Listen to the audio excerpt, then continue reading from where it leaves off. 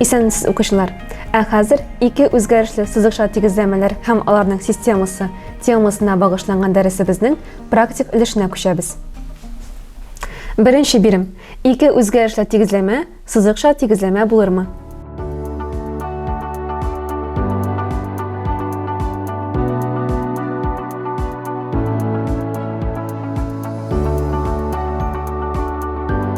Дөрес җавап А һәм АВ астындагы тигезләмәләр. Икенче бирим. 7 һәм 1, 0 һәм -2, 8 һәм 2, -7 һәм -5 саннар парлары 3x - 7y тигез 14 тигезләмәсенең чишелеше булырмы?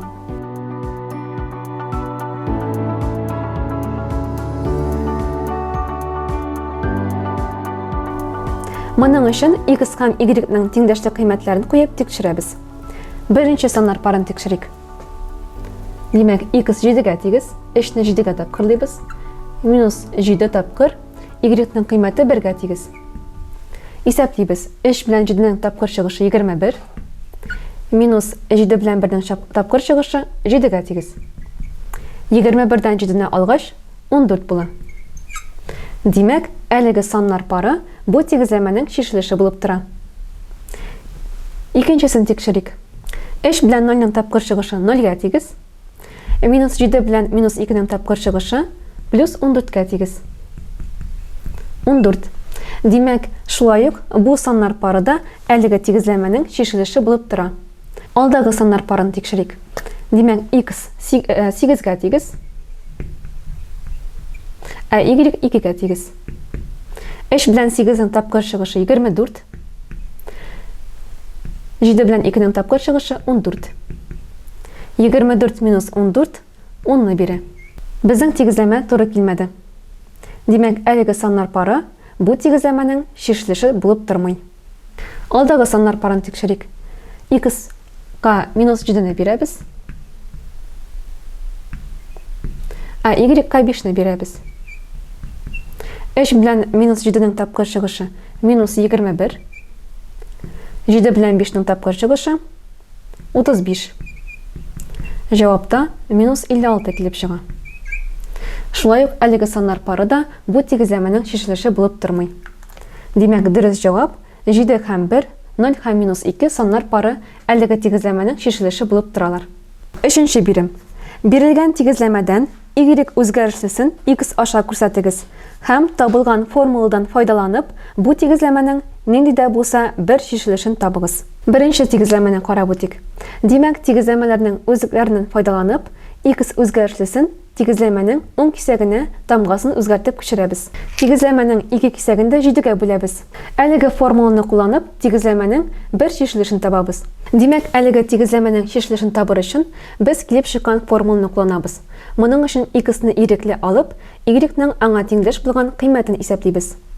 Мәсәлән, x 7-гә тигез булсын. Формуланы кулланып, y-ны табабыз. X-ның кыйммәте 7-гә тигез булды. Димәк, y-ның кыйммәте -7-дән 2-гә тигез. Димәк, әлеге тигезләмәнең чишелеше булып 7 һәм -7-дән 2 саннары пары тора.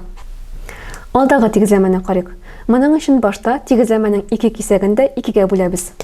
Килеп чыккан тигезләмә алдагы тигезләмәгә тамырдаш тигезләмә булып тора. Y-ны x аркылы күрсәтер өчен x-ны тамгасын үзгәртеп уң кисәккә күчерәбез. Хәзер тигезләмәнең ике кисәгендә 4-кә бүлик.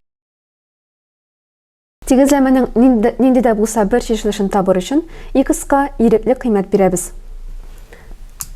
Мәсәлән, x 16-га тигез булсын. Ул очракта y 2 - 16 бүленгән 4. 16-ны 4-кә бүлгәч 4 килеп чыга. Димәк, y-ның кыйммәте -2-гә тигез. Әлеге тигезләмәнең чишелеше булып 16 һәм -2 саннар пары тора. Алдагы биремне мин сезгә мөстәкыйль рәвештә чишәргә тәкъдим итәм. 4нче бирем. -5 һәм 2 саннар пары кайсы системаның чишелеше булып тора?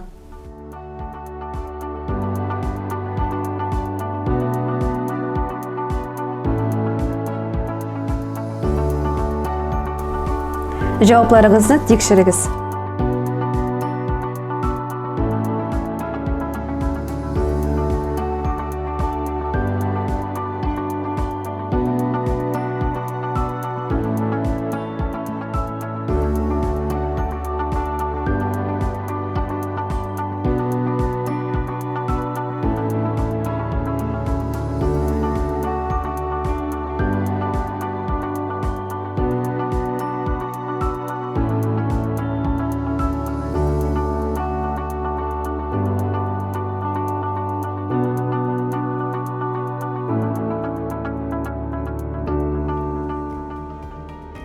Біз бүгін екі өзгерішлі тегізлемелер һәм аларның системаларын шешергә өйрәндек. Сау булыгыз!